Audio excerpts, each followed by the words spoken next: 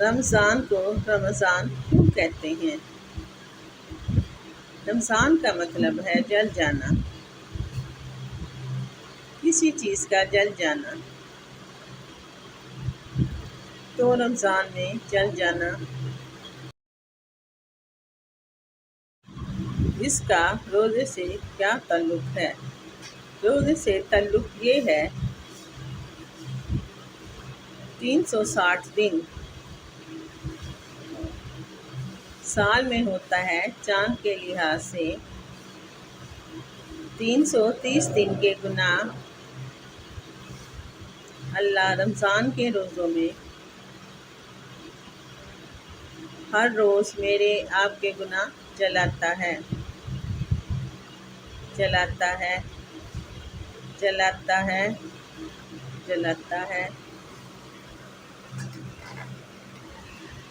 بھوک لگتی ہے، ایک آگ بنتی ہے، پیاس لگتی ہے، ایک آگ بنتی ہے۔ ہمارے لکڑی کے آگ میں چیزیں جلتی ہیں،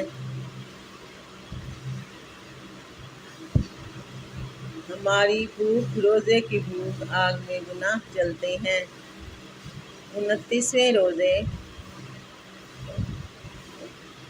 اللہ سارے سال کے گناہوں کو جلا کر روزے والے کے گناہوں کو جلا کر اسے پاک کر دیتا ہے،